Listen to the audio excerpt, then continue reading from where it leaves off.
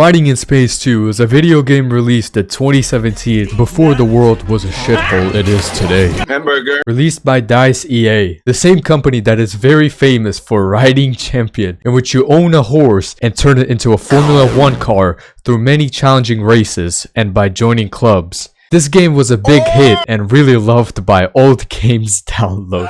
But Battlefront 2 is different, containing better graphics than Cyberpunk 2077, which doesn't end up blowing up my PC, having a story mode which I never thought of playing nor caring about. Like seriously, everyone was hyping it up because we will be able to play for the dark side, but then our main character decides to join the light side just because she felt like it. Battlefront 2 also contains multiplayer, along with its loving and caring community. Just take a look at these lovely game chats. The game is so well balanced to the point where a fucking Build-A-Bear can beat an abusive Jedi dad who slaughtered children for fun.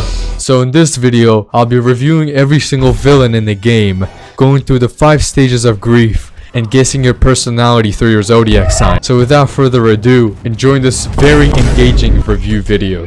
Starting off with Kylo Ren. Now this man is pretty OP, racist, and has a schnoz that takes up half of the oxygen supply left in my breathing tank. He has 3 main abilities. The Unspoken Riz, which will cause the enemies to fly towards him. You can use this ability to finish off enemies who are trying to escape, or maybe to finally pull some bitches. His second ability, Freeze, forces his enemies to do the mannequin challenge. Such a cruel punishment. You can use this ability to actually escape your enemies, or commit a devious act when they're most vulnerable. At least it is a better punishment than listening to a famous TikToker's music or watching a female comedian. His ability, Frenzy, causes him to snort 50 pounds of pre-workout and go absolute demon mode on his enemies, giving them no time to even process what the fuck is going on. If you use this ability and get a kill, then Kylo Ren will instantly attack the second enemy. Overall, Kylo Ren is really fun when there aren't any other brain-dead players taking him before you. Give me Kylo! Right now! Give me it! Now on to Grievous. General Grievous is probably the only character in Star Wars with a name that I always forget. This man is built like Springtrap after being blown up by Obi-Wan in the prequel.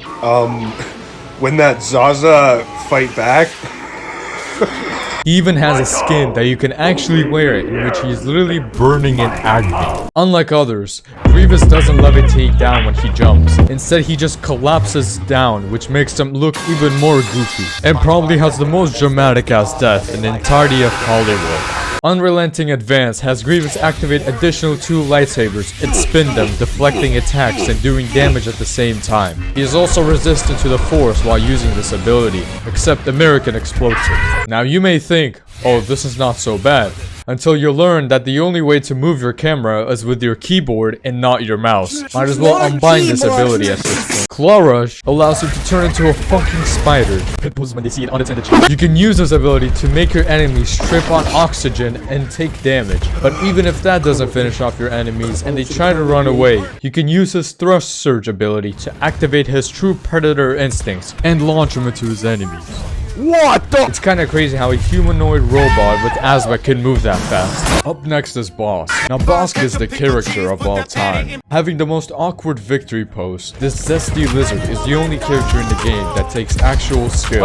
His rifle is his main weapon, which charges up based on the amount of time you hold your aim. Have it charge all the way and you will do max damage, or you could just miss all your shots. I strongly suggest you never jump while aiming, or you will witness the horrors that haunted me for days. Much like others, Geico has 3 abilities. Proximity Mines, which you can throw anywhere, filled with savings, which blow up whenever an enemy steps on it, surprising them with the great deals that you can offer. Dioxis Grenade releases shit into the atmosphere, polluting a big area, which deals damage to your enemies who just wave it off. And Predator Instincts. Now this ability is really powerful, but is a bit bright. Before activating the ability, Bosk makes a battle cry, and you better pray you don't go blind after that cry. I suggest you don't use this ability when you play in the dark, because it felt like I was playing next to our solar system. This ability allows you to have thermal vision. It turns our mighty lizard into Junkrat. It's very useful whenever you feel like a useless loser towards your team and need to farm some.